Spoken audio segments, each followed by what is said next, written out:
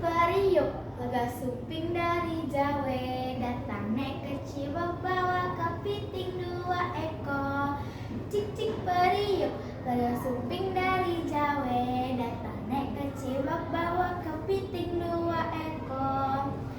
Assalamualaikum warahmatullahi wabarakatuh. Selamat pagi Dewan Juri. Perkenalkan, nama saya Ainuhan Nursyifa. Saya bersekolah di SD Pulau Gebang 13. Saya akan membawakan cerita yang berjudul Batu Menangis dari Kalimantan Barat, yang diambil dari cerita-cerita legenda Nusantara yang ditulis ulang oleh Deka Wardani dan disusun ulang kembali oleh saya. Alkisah, di sebuah bukit yang jauh dari desa, di daerah Kalimantan Barat, Indonesia, hiduplah seorang janda tua dan seorang anak gadisnya yang cantik jelita bernama Darmi. Mereka tinggal di sebuah gubuk yang jauh dari desa.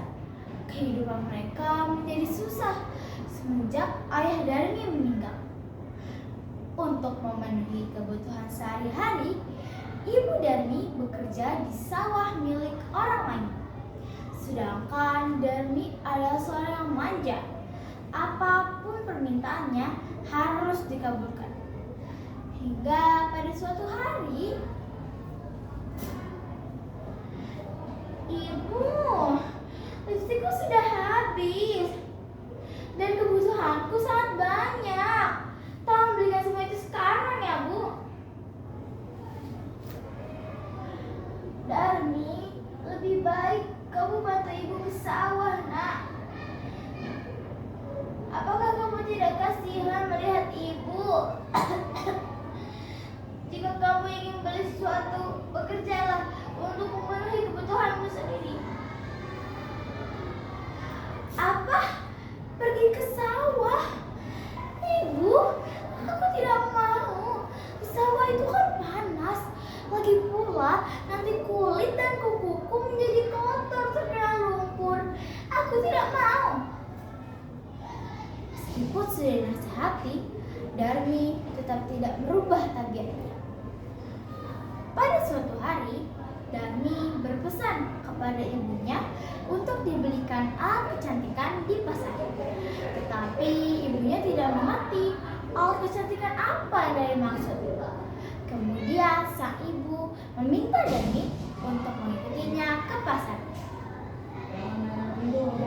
"Darmi, kalau tidak, kamu saja ikut ibu ke pasar, Nak." "Apa? Pergi ke pasar bersama ibu? Tapi aku malu berjalan berdampingan dengan ibu."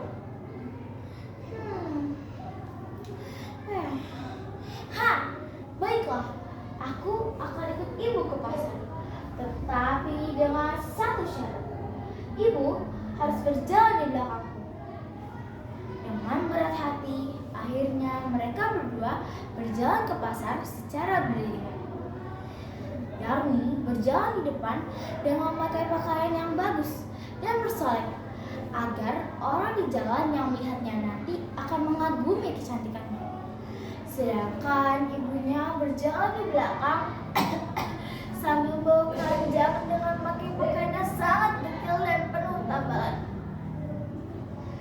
Ketika mereka mulai masuk ke pasar, orang-orang di pasar memandangi mereka. Mereka begitu terpesona melihat kecantikan anak gadis itu, terutama para pemuda desa yang tak puas-puasnya memandangi wajah gadis itu. Di antara orang yang melihatnya itu, seorang pemuda bertanya kepada Darmi,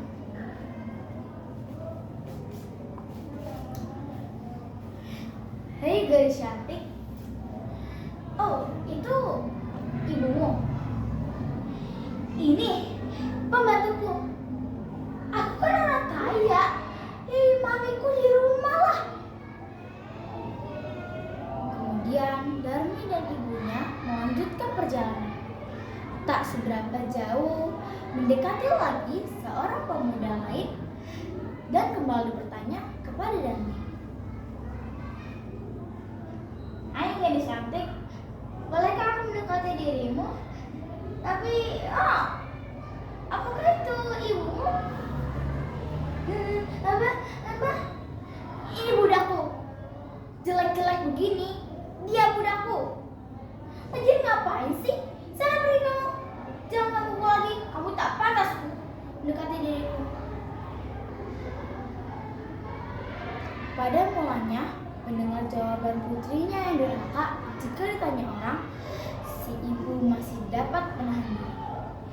Namun, setelah berulang kali didengarnya jawaban yang sama dan amat menyakitkan hati, akhirnya sang ibu yang malang itu tidak dapat menahan diri. Sang ibu saat merasa sakit hati. Ya Tuhan, ampunilah Darmi. Jadikanlah ia anak yang soleha. Jadikanlah ia hidayah, Tuhan. Kembalikan ia ke jalan yang benar.